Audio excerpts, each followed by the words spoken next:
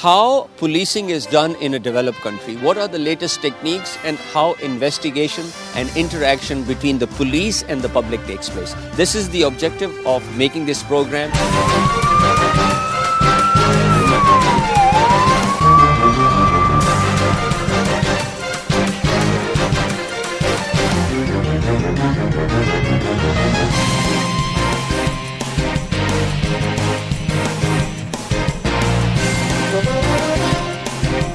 So join us for this very memorable and unforgettable trip with the A Unit 2 of York Regional Police.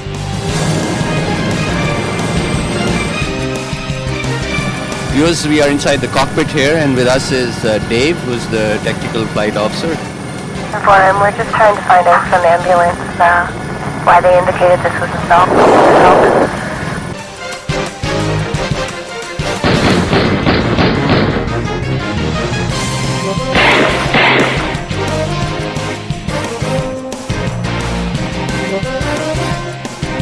A lot of speeders who are breaking the speed limit. There are speeders everywhere.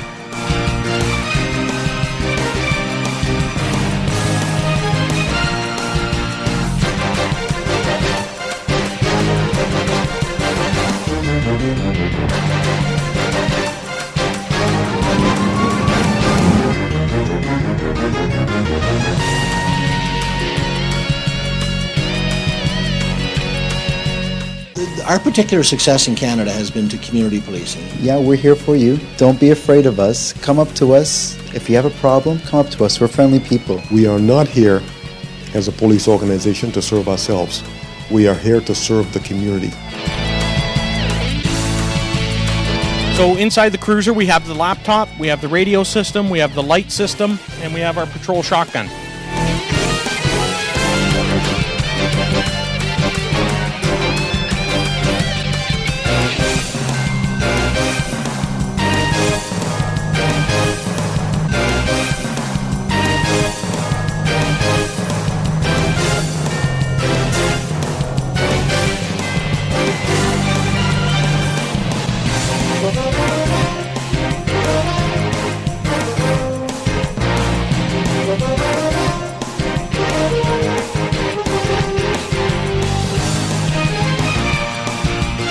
You have this collision investigation vehicle. Would you like to tell us a little bit about this? How does what all is in this vehicle and how does it function? 911, police, fire, ambulance.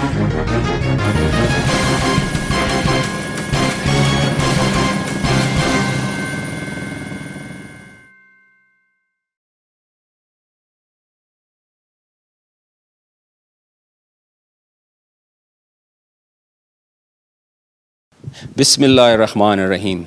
In the name of Allah, the most gracious, the most merciful. Assalamu alaikum, viewers. On behalf of Arrahman Arraheem Network and the Canadian team, your host Irfan Shahryar welcomes you to another program. Viewers, anywhere in the world where humans live, there will always be good people and there will always be bad people. Where there is education, there will be ignorance or lack of education. And where there is safety and security, there will be a certain level of crime. And that is why a police service will always be required, whether it is a developed country or an underdeveloped country. The role of the police service is like a backbone to any society to provide safety and security to its citizens and also to implement the laws and the constitution of that country. The police is present to help those and support those who obey the law and to arrest and prosecute those who break it. Our program today is about a modern police service of a developed country so that viewers, you can find out how an educated and a civilized society where human rights are highly valued and defended, how a police service works. What kind of selection procedures they follow, what kind of IQ tests, psychological tests are conducted, what is the level of their training, how they control crime, how they use technology and modern policing trends to control crime, and above all, how do they interact with the community, which is a challenge when it is culturally very diverse, such as that in Canada. We are here at the York Regional Police Headquarters. York Regional Police is one of the most efficient and effective regional police in Canada, and it is acting as a role model because of the culturally diverse population that it is serving. We will be looking at its selection procedures, we will be looking at its training, we will be looking at its use of technology in its normal operations and working. We will also be talking with the Chief of the York Regional Police. Viewers, the police force in Pakistan or any other underdeveloped country has a heavy responsibility because they not only have to control crime, but they also have to combat terrorism and extremism which is prevailing in the society. The object of our making this program of a modern police force is to show you the contrast so that the police service and countries which do not have these modern trends and modern techniques can learn and adapt them in their system. Here, I would like to also mention one thing. No level of technology can ever replace the training, the motivation, and the dedication of the person who is using that technology. Technology can be a tool to facilitate your investigation, but at the end of the day, it is the police person or the police officer who has to provide safety and security to its citizen. So viewers, join us as we have a look at the York Regional Police and how it functions.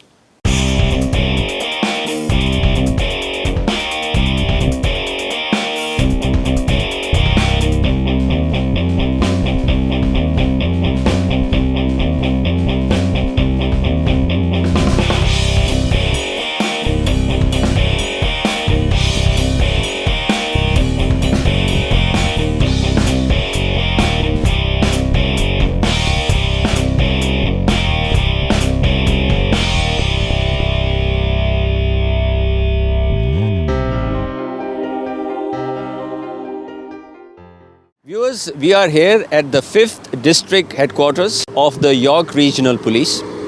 A district headquarter of a police is like a police station in this country, where the main interaction between the public and the police takes place.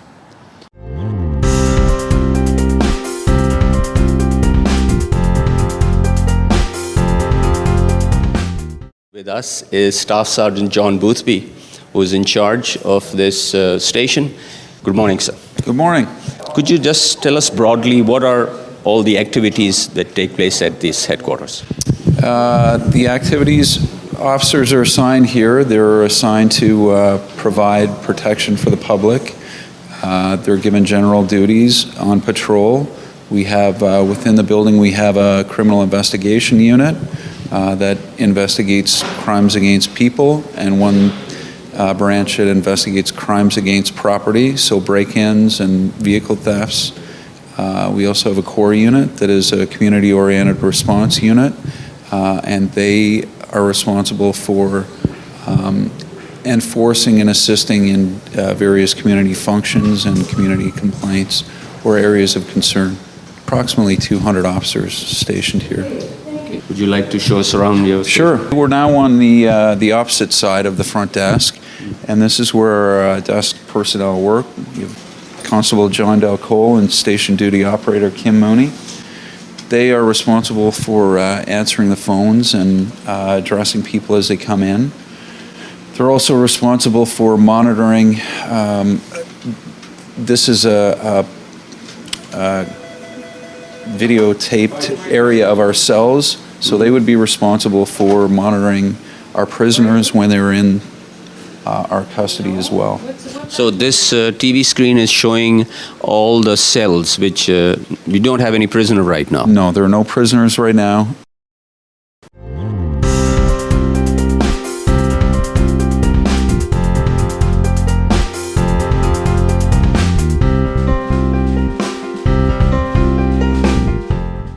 We're in the back parking lot at the security bay, and when an officer arrests an individual, he would bring the individual back in through our secured security bay, where they would be paraded in front of the on-duty staff sergeant. So this is like he will bring the prisoner in his cruiser into the security bay. That's correct. Once he's in, our door will shut so that we don't have any escape risk.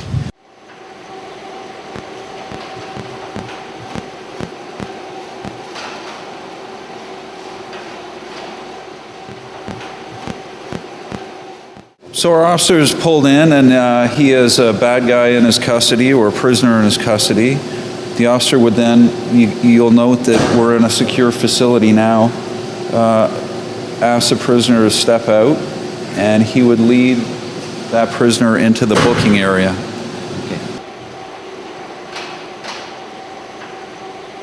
Once our prisoner is in our custody back in the station, he's paraded in this booking area. We reiterate the rights to counsel, so a person would know that he has the opportunity to speak to a lawyer. These are the rights that he has. Yeah, those are our rights to counsel. So he can call and speak to a lawyer. If he doesn't have a lawyer, he would be provided with a legal aid lawyer for free legal advice rights. We also have that in several different languages, so that our people our prisoners are informed of their rights, whether they speak English or not. We would ask him if he has any injuries. Are there any medications that he's on? When our prisoner comes into our custody, I would ask the officer what our occurrence number is and what the purpose of his detention is. Once we know the purpose of his detention, we would then enter the information on our computer system. Can the police officer use any physical force on him to get him to answer or to get him to do a particular thing? No, not to answer a question. No, there's no physical force. Physical force would be exerted only up until we have control of that prisoner.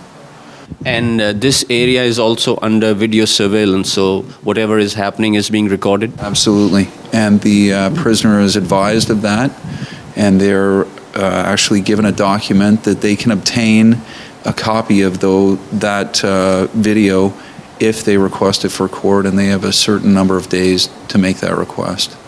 After we would book in our prisoner, I would then ask the officer to uncuff him. I'd make sure that our prisoner is aware of his rights, as we mentioned before. Sir, I'm going to ask you to remove your hat. Can you please empty your pockets? Put any contents up here. Do you have any jewelry on? No, sir. Do you have a belt? Yep.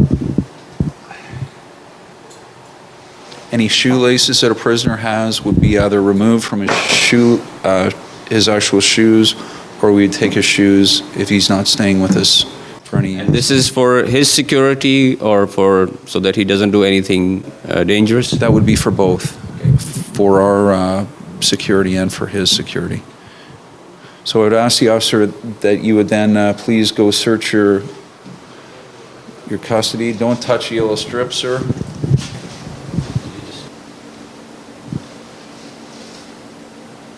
We're now in the criminal investigation unit, and our officer would escort our prisoner into an interview room. And once he's in the interview room, it's a very deep prisoner and his lawyer or duty counsel.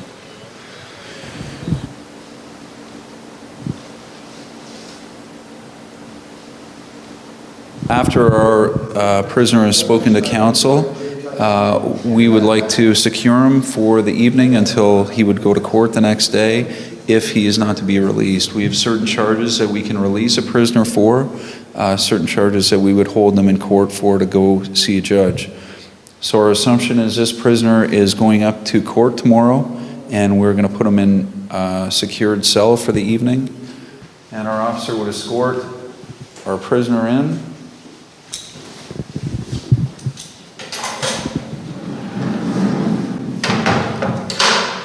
And I noticed there are cameras here on each cell which are monitoring. There's cameras on each cell, and there's cameras and also audio recordings of the prisoners while they're here. If we have a prisoner that's brought in for impaired driving, we have instruments to measure the amount of alcohol in their blood. If we have a victim of a certain crime, a robbery or a domestic assault, we would bring the victim into our station and sit down, and we would run a video interview with that person. So our investigator would sit in with the victim of the crime, and that would be monitored by somebody in a different room here. When you have a victim of a crime, if you write out the statement, you don't see the emotion and how traumatized that person would. It allows the judge and the lawyers to see just what kind of state that person would be in at that time.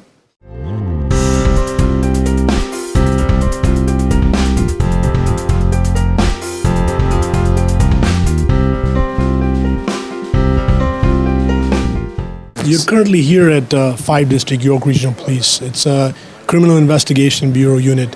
We are an investigative support team for the uniform officers.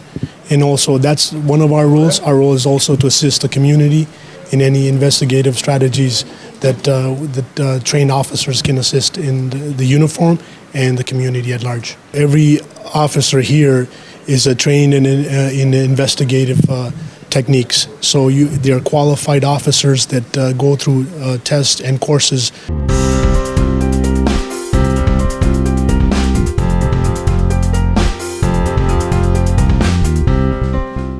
Viewers, we are here at the 5th District Headquarters, the police station, or one of the police station of the York Region Police.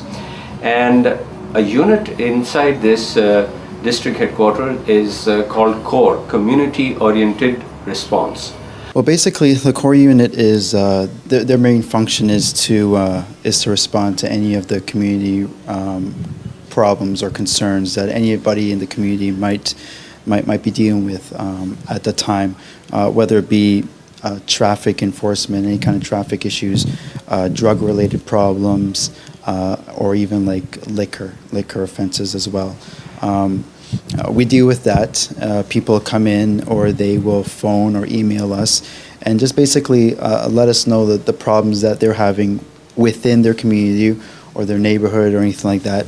Basically, as police officers who walk around and greet the people and let the people know in the community that, you know, we're here, we're out here for you. You know, you usually see us in bad occasions, right? When we're either, you know, giving you a ticket, unfortunately giving you a ticket, or but right now we're out here. We're out here to serve the public in a good manner, really, just to let everybody know that we're out here to serve. Yeah.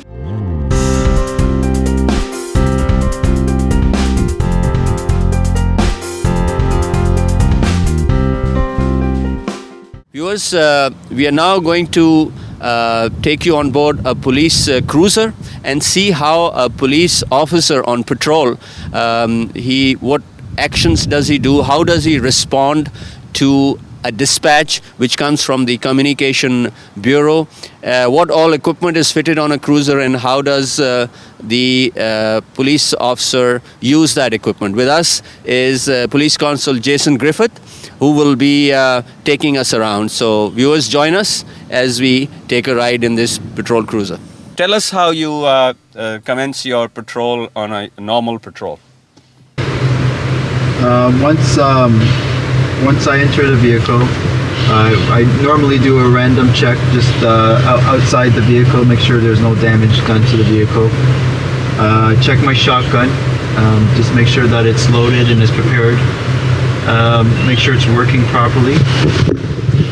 Once I do that, I log on to the system, which is it's called the MDT system, and what that stands for is Mobile Data Terminal. If you see somebody who is not obeying the rules, do you sort of immediately stop him, or do you give him some leeway? Maybe he was, or if he's dangerous, only then he will try to take action. I mean, we use our discretion, right? We always use our discretion. Once a call is dispatched to a uniformed officer, this dispatch box here lights up and it blinks, and there's a tone that goes with it as well. Once you hit the button, the screen dispatch, you're going to find this screen here. It's going to say theft on 5 May Markham.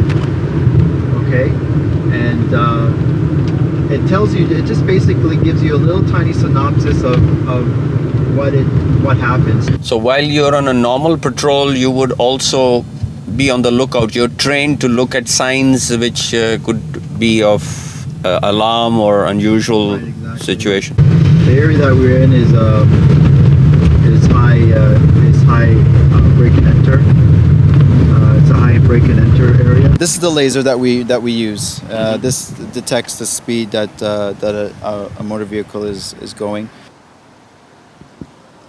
So right now that white vehicle at 293 meters was traveling 36 kilometers an hour. Okay. So I'll point it again. And he's traveling 33 kilometers an hour at 125 meters. Okay. I'll do it again. And he's traveling 32 kilometers an hour at 48 meters. Okay. So it's fairly accurate.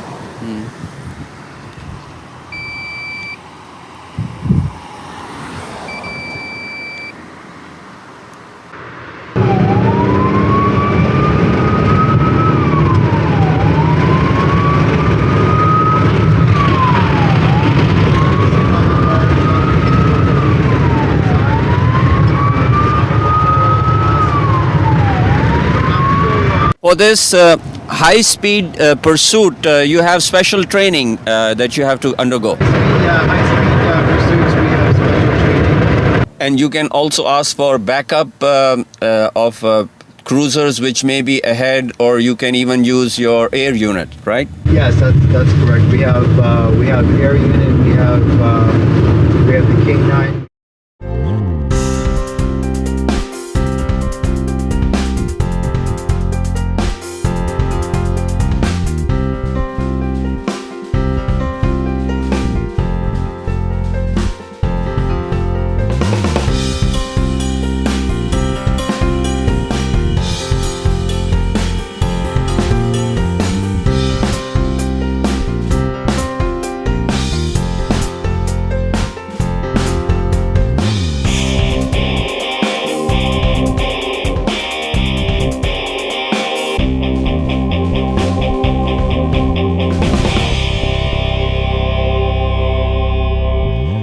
Viewers, we are here at the York Regional Police Communication Bureau. We have with us Staff Sergeant Paul De Silva, who is in charge of this Communication Bureau. In the Communications Bureau, we have staff of 100 members.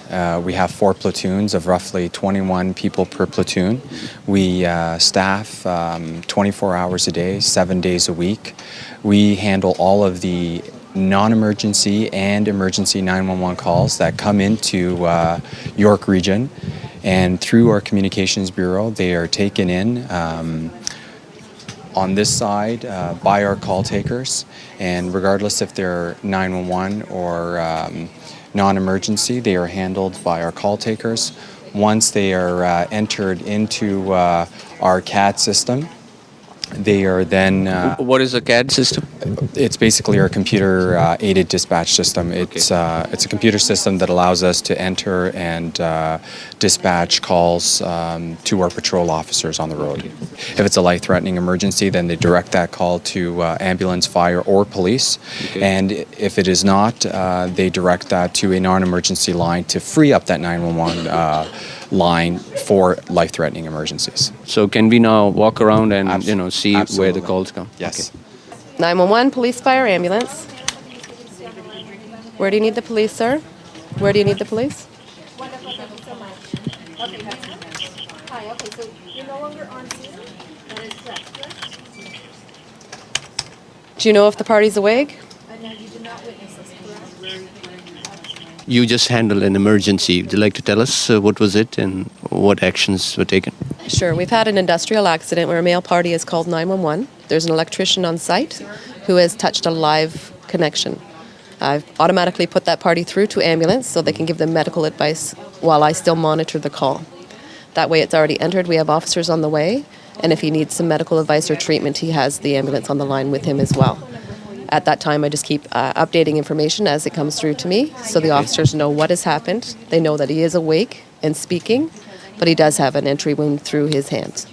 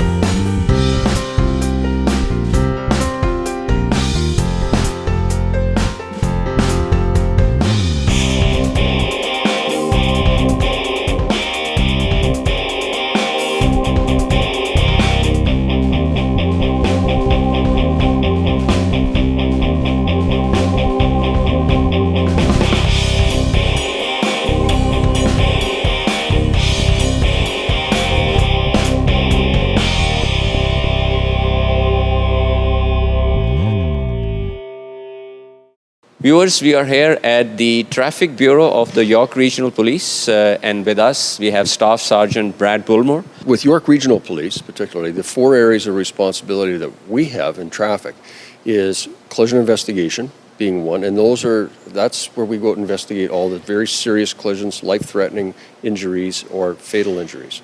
We also have an enforcement component where the officers go out and enforce the traffic laws. That's their primary duties. Another area is commercial vehicle inspections. So when we see the large trucks that are on the highways, we have a team of officers that do nothing but stop those trucks and inspect them for safety defects. The last area that we have, and not least, but is traffic education, safety education. So I have an area that does nothing but concentrates on safety programs and education material, educating the public on how they can protect themselves and how they can drive more safely.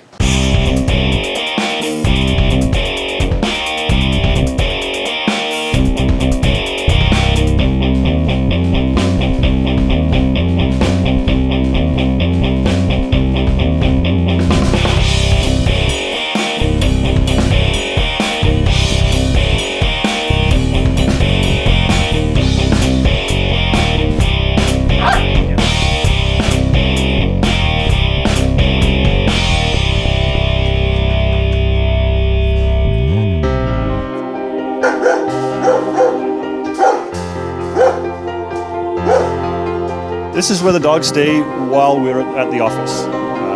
The dogs are normally in the vehicles or at our homes, but we'll bring them in here if we have some paperwork to do at our office, so just while we're getting changed. What's the name of this dog? This is Basco. This is my new dog. Do you use for some specific purpose? He's a general service dog for tracking, searching, and he's also trained for narcotics as well.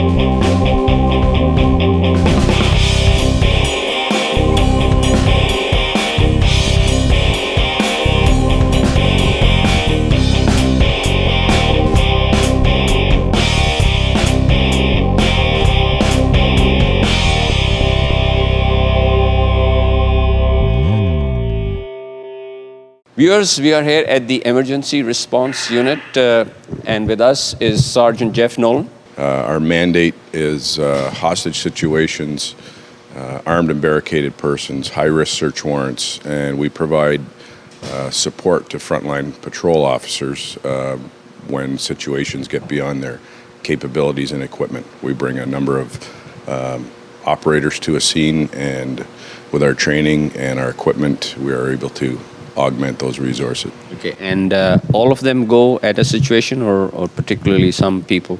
Well, it all depends on the situation. Some situations require only 2 officers to go. However, we do most of our operations as a full team. Okay. So you are actually called by the frontline officers to respond, or do you get information on your own also? We get called from the frontline officers to provide support to them. We get called by the specialized units as well to provide support with them.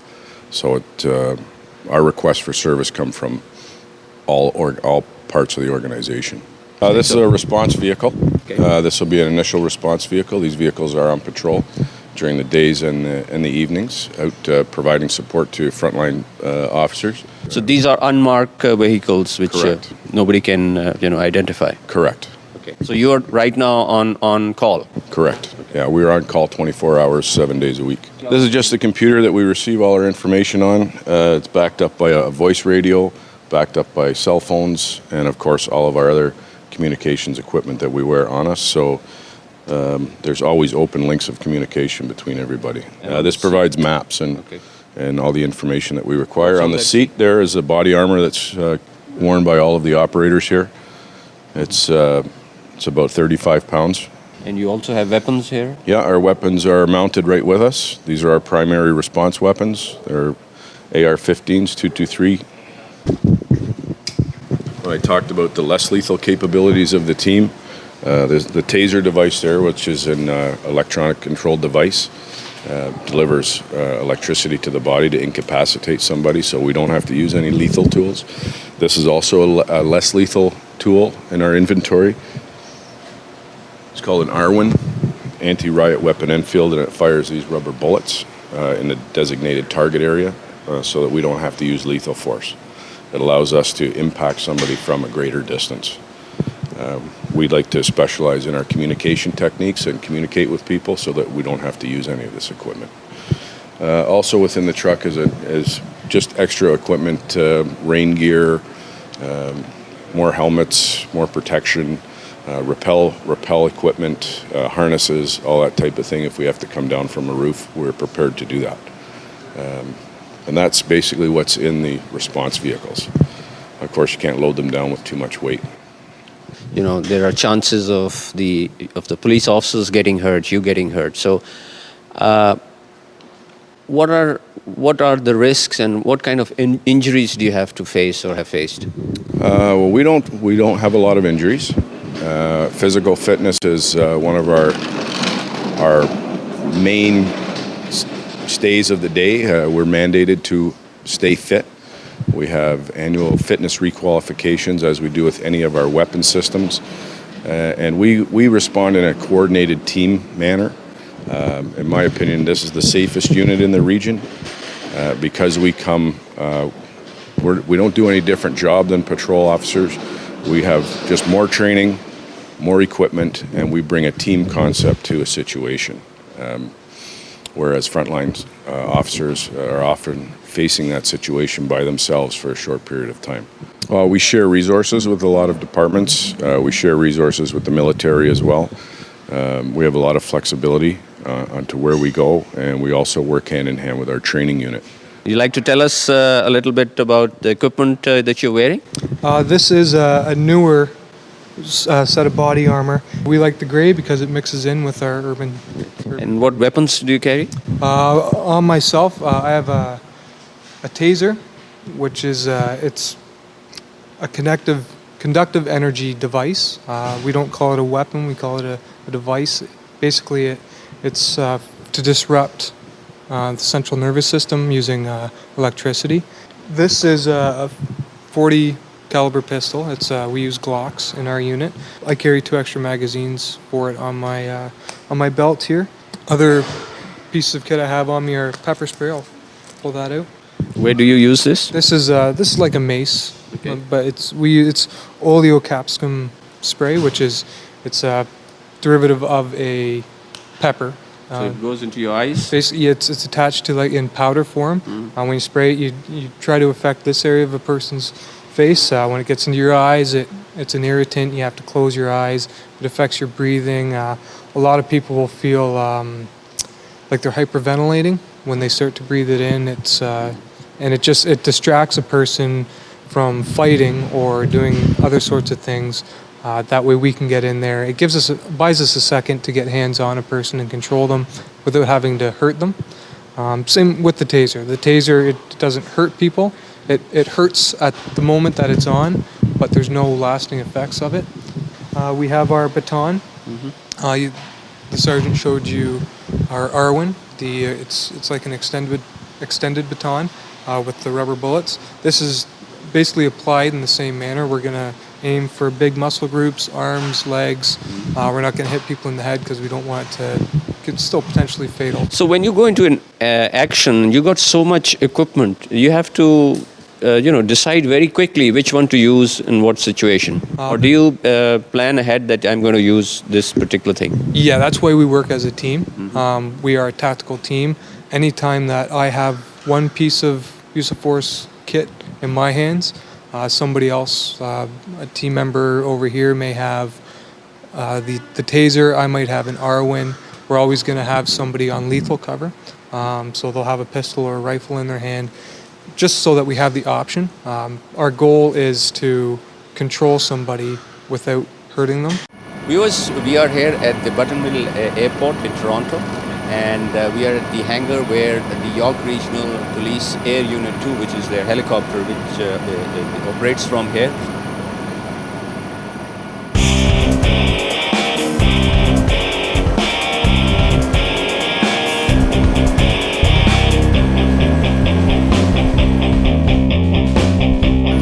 Viewers, we are inside the cockpit here, and with us is Dave, who's the Tactical Flight Officer.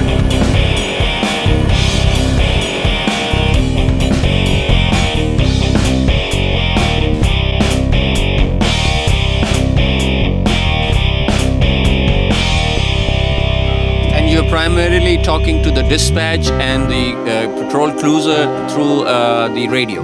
Exactly, daytime camera. It's a very high-end camera though, and then there's a secondary camera, which is a thermal camera. And so I can manipulate that through a keyboard down here, and this is also a touch screen as well.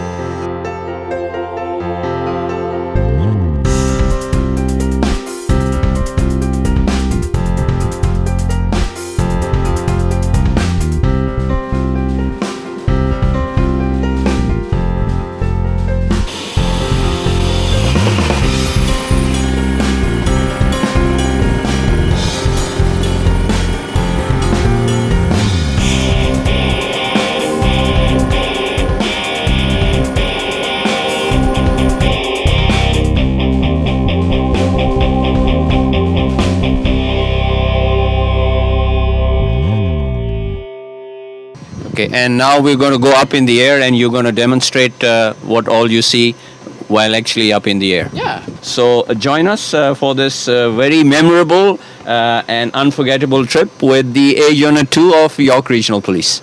Thank you. Let's go. And we are recording everything. Are to complete power checks before requesting taxi instructions. Inform ETC that you have information Papa. Buttonville Airport, information Papa. Departures and arrivals, runway 21.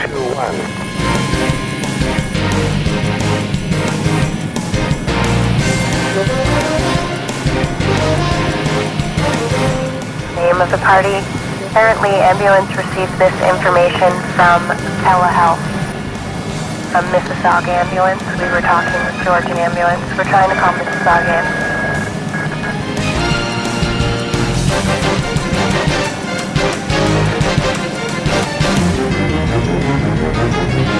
You can also spread the beam of the light and spread it and zoom it in. Okay. Bill is 13 tower, not above 2,000 feet in the Buttonville control zone. Here we got black hot, switching to white hot.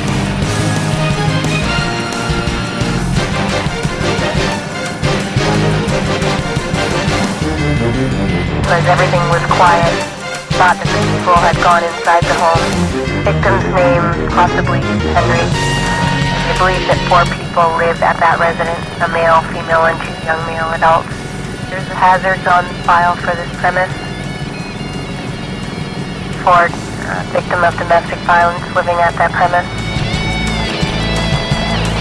Another domestic. Watch for lasers, eh? Yeah. Especially from the north of us there. Up by the...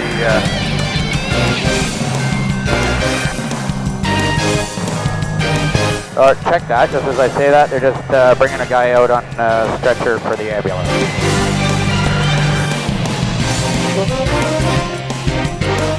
We're just trying to find out from the ambulance why they indicated this was installed.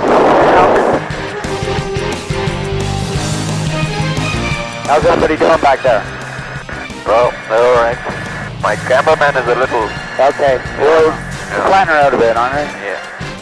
It's, the G's are pulling on it. Yep.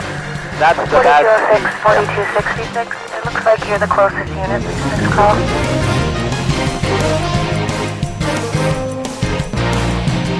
The other units that are still en route can disregard.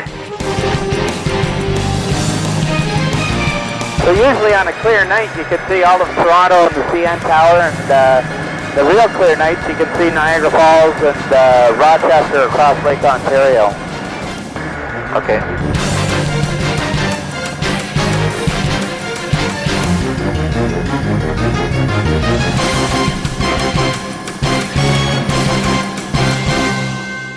You must have enjoyed our short flight up where we saw some action. So let us talk to Dave and find out what was happening. So Dave, that was a very interesting experience and a nice flight. Well, good. I'm glad you liked it. As you can see, it's a busy Friday night, and they're about to take off and get back at it. What we did up there is there was the call was basically a gentleman who needed some help and called out for some help, but we really didn't know what the scenario was, and the officers on the ground were taking things very cautiously. So what they did is they asked us to come over, and using the thermal imaging camera, we could look at a very dark area, provide them with some tactical information, and as you saw, it all worked out okay. Working, superimposing ourselves on top of the call, providing that information, that combined with the information of everybody on the ground, then everything came to a safe and successful conclusion. The gentleman is okay, and he's getting the help that he needed, and everybody's going to go home safe. And you could also see the gentleman as he was leaving the house because of the thermal imaging. Yeah, exactly. We could call it, and we're talking him down so that the officers may be in the dark. We could tell him the distance that he may be and exactly where he is, because they're not going to see him in the dark necessarily. As you can see, it was a very dark area of a rural part of the region. And the cruisers down below, they were also very, getting the benefit of your information. It was very useful to them. I hope so. Yeah, I think so. They asked us questions and we answered. So. Okay. And viewers, since I was up in the air with Dave and I could see the performance of the thermal imager and I was listening to all the communication. I think A Unit 2 is an asset to York Regional Police. These guys, the pilot and the TFOs, they're doing an excellent job, and it wasn't planned as such, but we got an opportunity to see a real-life scenario where the helicopter was in the air and they were called to provide information, and it was done very professionally. And Dave here, I commend you and your pilot, and these guys are on duty throughout the night, and as you can see, another mission is going out because there could be another call, and as you say, Friday is a busy night and a lot of things are happening. So on behalf of Arrahman Arraheem Network, Dave, I thank you, and I appreciate how you've helped us and giving us this experience, which is going to be a very memorable experience. So thank you very much. You're quite welcome. My pleasure. Thank you. Excellent. Yeah.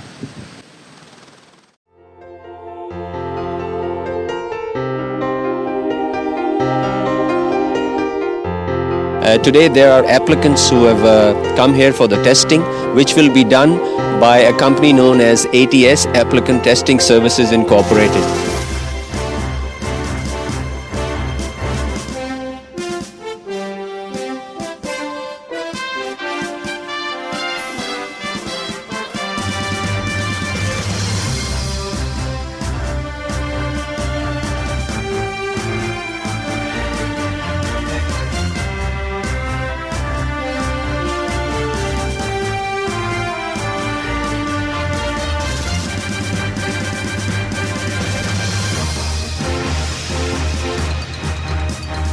I feel very good because I just finished the prep test and I was successful, so I'm happy with that. It's been really good. I didn't pass this part of the test, but I'm going to go do the shuttle run anyway. But I'll be back to try it again. Police officer in Canada is a very honorable job, you think? Oh, of course. Police officer anywhere, I think, is an honorable job.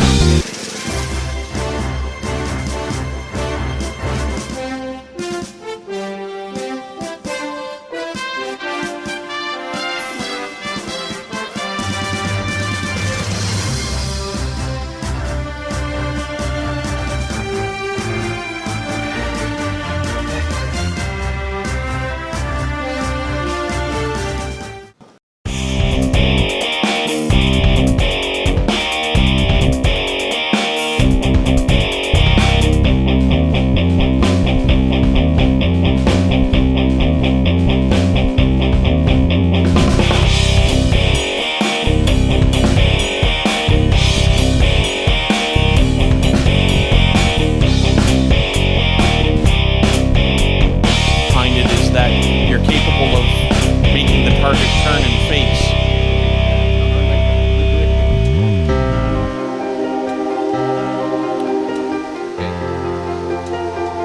We designed it in mind of being able to try and make it look as a streetscape.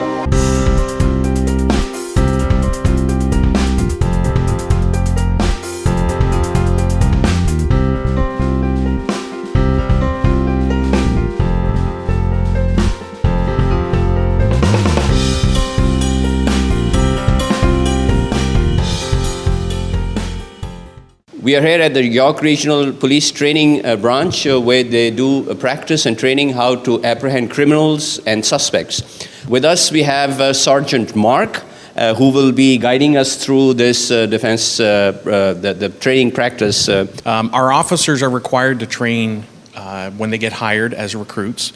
They're also required to do what's called an annual requalification. So what they will be required to do each year or every 12 months is they have to practice with their firearms and they have to practice with their batons and defensive tactics.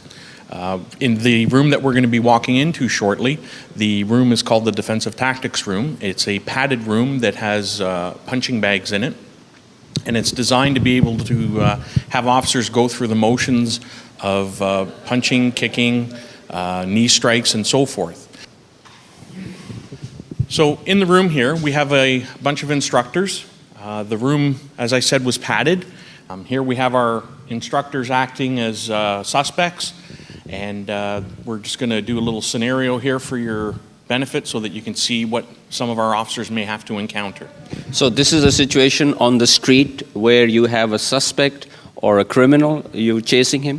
In this case here, two fellows will be arguing. We received the radio call, possibly as a person two people who are fighting in a bar, and one of them has decided that he's going to up the ante and pull out a knife to try and make his side win. The two officers responding will have to deal accordingly with both the person who's just wanting to fight with his fists, but also with the individual who's armed with a knife. So the officers are going to come in. So they're challenging their suspects and they're asking them to do specific things that they want them to do. And our whole goal here is not to get people hurt, but the whole goal is to control and stop any potential violence, and also to ensure that we hold people accountable for any criminal actions that they do.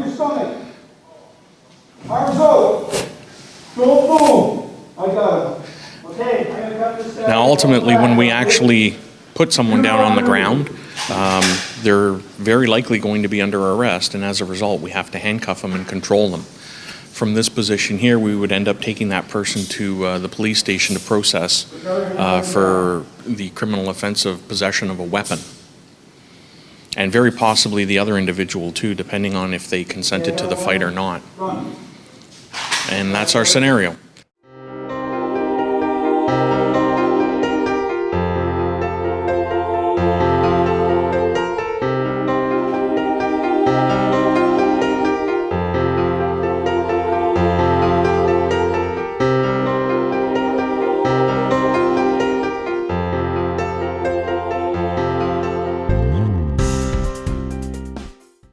Viewers, we are here at the video support unit of the York Regional Police at their headquarters in Newmarket. We have two parts of our unit. First is the investigation side. We're responsible for the processing, the recovery, and the analyzing of all digital and analog media that is seized by officers on the road. So we'll get either tapes or digital media. On my side, I work on the digital media, so that would be any sort of like DCCTV footage, electronic footage off computers or embedded DVRs.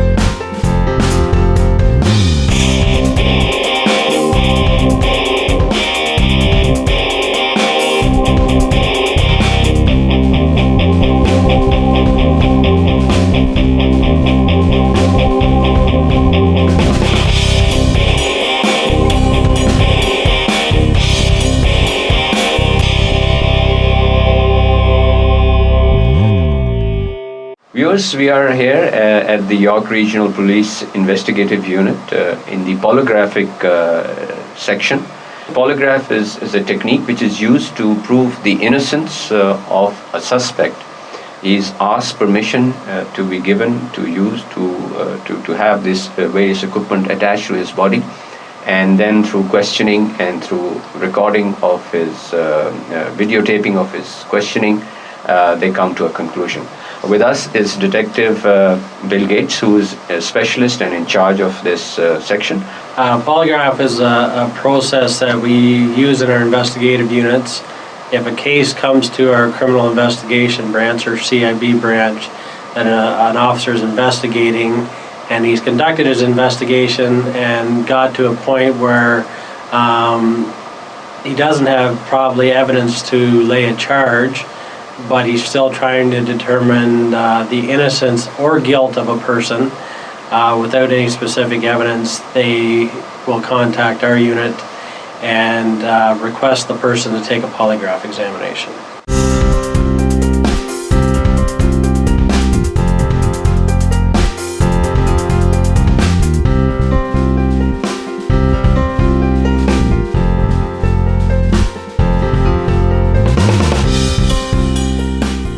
Viewers, we are here at the York Regional Police investigative section, and with us is Detective Randy Slater, who is in charge of homicide.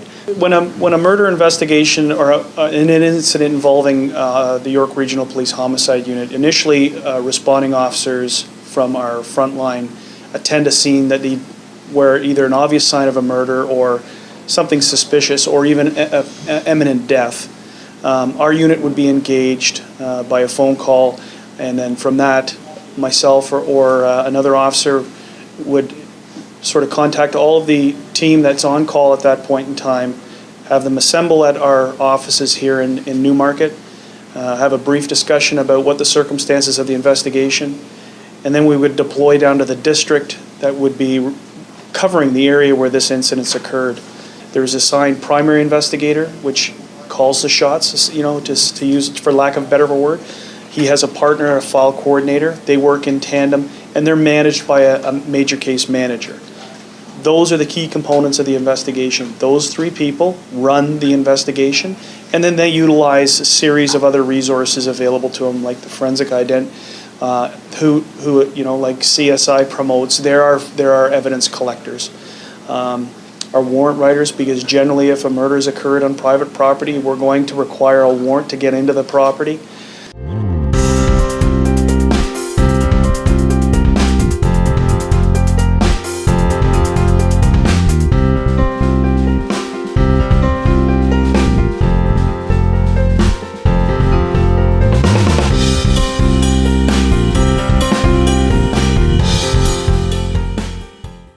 This is our lab where we do our processing for evidence that we need to process beyond simply collecting it and preserving it at the scene. Part of our training in this office is certain people have areas of specialty beyond the normal scene processing and documentation of evidence. As some background for what everybody in this office can do is the training course to work in this unit is 9 weeks in length, which includes photography, fingerprints, collecting evidence, DNA, scene processing, dealing with footwear impressions, footwear evidence, tire tread evidence, that kind of stuff.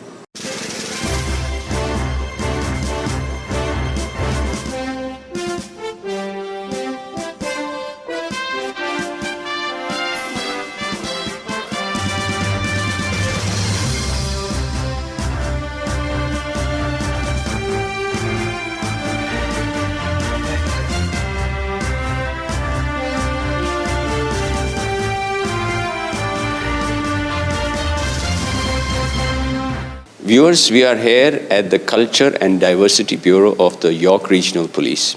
With us, we have Staff Sergeant Ricky Verapin, who is in charge of this bureau. The mandate of the unit of the bureau is focuses on three very specific areas. The first component of our mandate acknowledges and recognizes the diversity and the increasingly changing demographics of York Region. We live in a community right now of over 960,000 people who come from all parts of the world. So essentially we're policing a global village.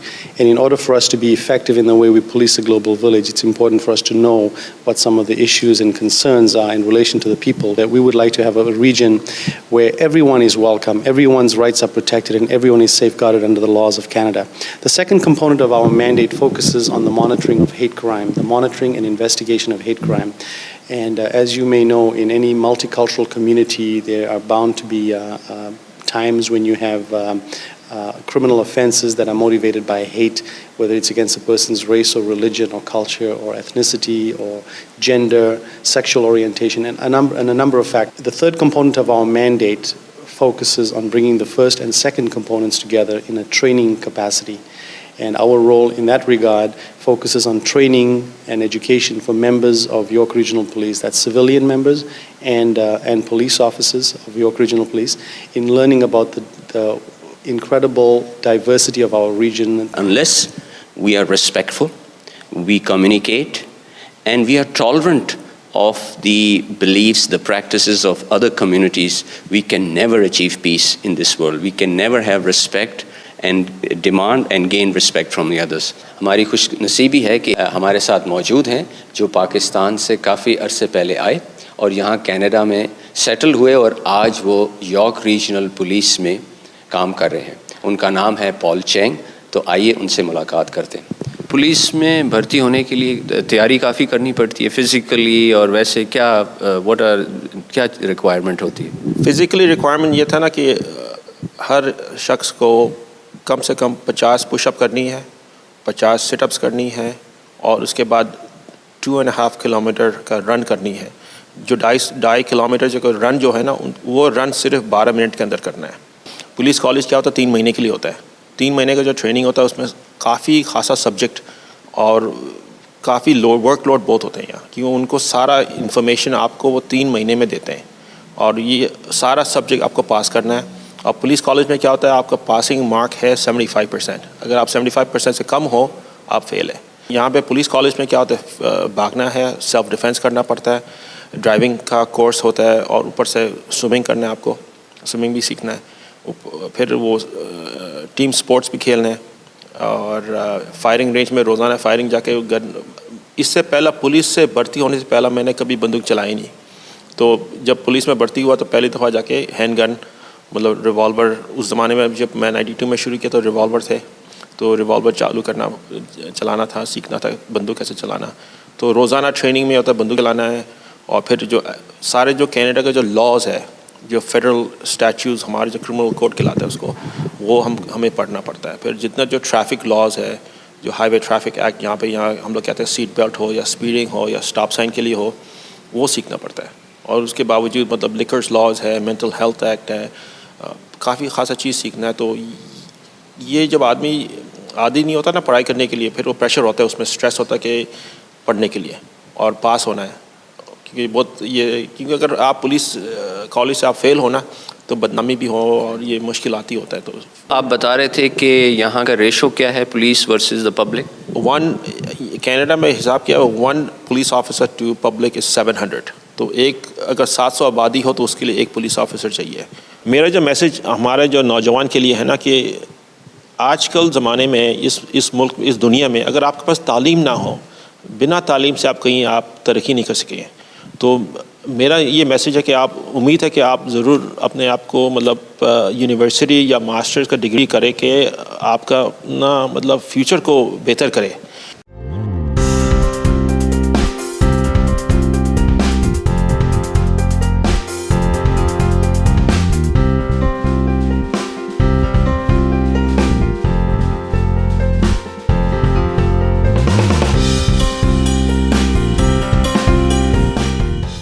Viewers, today we have a very special guest with us who has a strong reputation as a respectable, hard-working and honest person.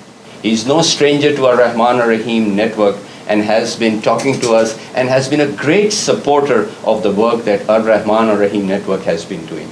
He has given us interviews and has spoken to us on various occasions such as the Pakistan Day Parade.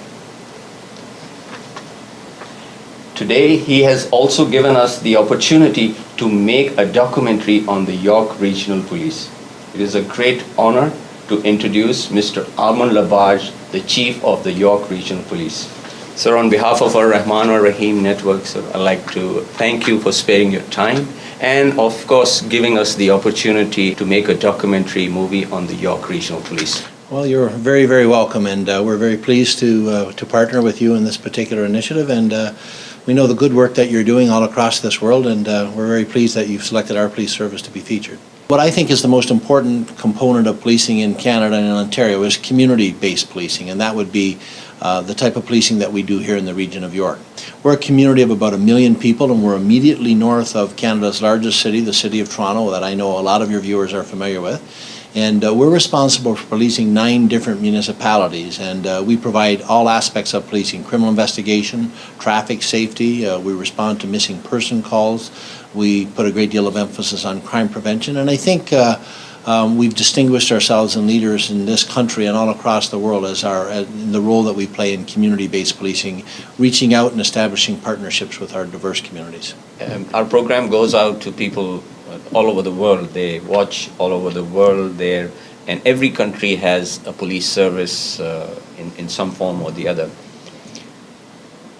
How important is a police force in the success, prosperity of a society or a country? Critically important, and obviously there are people that make York Region their home. There are people that literally move to this region because it is a safe and secure community. And I think police services have, and I as a police officer have more of a responsibility than just keeping the community safe. We think our responsibility now has moved into actually helping build community. And as we've talked, we have one of the most diverse communities in Canada. And we have individuals choosing Canada as their homeland, but coming from an environment where the police weren't trusted. So we think we have an opportunity to help them better understand policing, better understand how Canadian society works as it relates to policing by extending that hand of friendship and partnership. And we think that that makes us a better service. We think that better enables us to perform the types of responsibilities that we have. So I think policing is also helpful in helping young people. And the young person today, they comprise about 20% of our society, but they represent 100% of our future. So a lot of what we do as police officers isn't law enforcement. A lot of what we do is helping educate young people about healthy lifestyle choices, about not using drugs, about not being involved in guns and gang activity, about staying in school, about driving safely, about wearing your seat belts, about wearing a helmet when you're riding a motorcycle or a bicycle, It's so critically important that we help educate our young people from the time that they're able to understand. And we have a community safety village where about 30,000 citizens, 30,000 kids come through every year from grades 1 to grade 5. We talk about internet safety. We talk about not bullying and not allowing yourself to be bullied. And then we have a program in our schools called Values, Influences, and Peers, where we emphasize how important it is not to use drugs, how important it is to obey the law, and reinforcing the character attributes that are so important to good citizenship. Communication obviously is a key to success, and you need to communicate within your police service, you need to communicate with the citizens that you serve, and you need to communicate with other police services all across Canada. But now we're finding all across the world, because we truly live in a global village, and we need to understand and appreciate the impact of a significant event in Pakistan, the impact of a significant event in the Middle East might well have an impact on our community here. The assassination of Benazir Bhutto. We were appreciative of the fact that that had an impact on our community. There were citizens extremely upset. There were high tensions, obviously, within our community. And as a police officer in the 21st century, you need to be more aware of international matters. You need to be more understanding of how an international incident halfway across the world might well impact on your community here in York Region. Chief Labarge, thank you very much. It's Thank been you. a pleasure. Thank you very much. Assalamu alaikum, and inshallah we shall do this again. Wa alaikum assalam, sir. Thank you. And Arrahman Arraheem network will always be there to help anything which is good for the community. Thank you very much.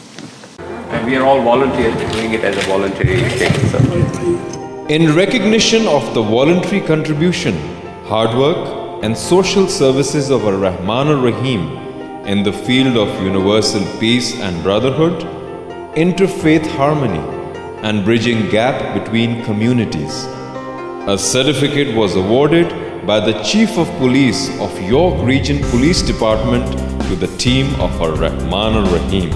This certificate further strengthened the resolve of Arrahman Arraheem network in humbly contributing towards the mission of attaining universal peace and brotherhood. Assalamu alaikum. I'm Chief Arrahman Labarge from York Regional Police here in Canada, and I'm so pleased to present to my friend Irfan Shiriyar from the Arrahman Arraheem network a certificate of appreciation, and it's in recognition of your hard work and dedication in producing a documentary on policing here in Canada for Pakistan and for developing countries. Thank you, my friend. Thank you very much.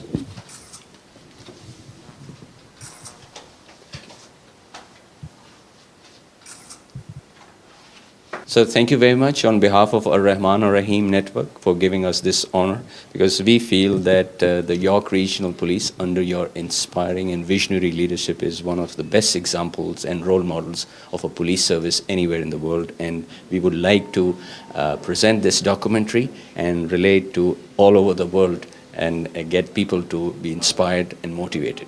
Well, thank you, and thank you for the great work that you have been doing in the past and the good work you're doing here today, obviously, in producing this documentary. But I know the great work that will continue on for many more years to come, and we're just so proud to be partners in this particular initiative. Thank you very much. Thank you. I'm pleased on behalf of all of the men and women of York Regional Police to present this certificate to Attar Gill from the Arrahman Arraheem Network in recognition of your hard work and dedication in producing a documentary on policing here in Canada for Pakistan and developing countries. Attar? Thanks so much for that. Congratulations. I appreciate that. Thank you.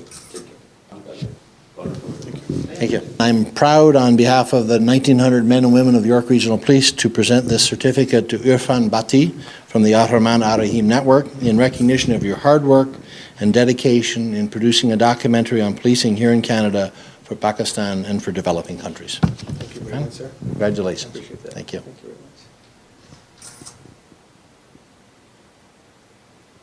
Excellent. Congratulations. Thank you. So viewers, I hope you found this documentary informative and educative, and you have enjoyed watching it. As you are aware, Arrahman Arraheem network produces such programs with the objective to make this world a safer place and to highlight the working of institutions and organizations which are using the latest technology, the latest training, and the latest trends in dealing with the community in order to protect human rights and to ensure that people live safely as law-abiding citizens. Our aim has always been to promote brotherhood and motivation, and to bring the communities closer, while at the same time to reduce terrorism and extremism. In this program on York Regional Police, we tried to show you the selection criteria of police officers of the force, the kind of training that they receive, the way the police force responds to emergency calls, the way they handle terrorism, the way they investigate and deal with crime, and above all, how they deal with the community in which they work in order to gain their trust and their respect. The York Regional Police is a true role model of a community police force, and we would like that all police forces of the world learn from this example. Through such programs, our aim is to bring not only the police forces and the communities together, but also to make countries and their friendship stronger. In this documentary, we have also highlighted the professionalism, the dedication, and the motivation of the police officer of the York Regional Police. How much they love their job and how much honor and dignity they have in serving their country. The clear message that comes out is that through sincerity and positive work, betterment in society can be achieved, which can have lasting effect for future generations. For all those societies and communities who are working and struggling to improve the law and order and the conditions around them, it is very important to continue to work positively and constructively for the betterment of the society. We believe in hope, because if we have hope, everything is possible. With this, we come to the end of this program. We shall see you soon again with another program on another institution which is excelling in its performance and serving humanity with dedication and motivation. Till then, it is goodbye and Allah Hafiz from all of us here in Canada. What all is in this vehicle and how does it function?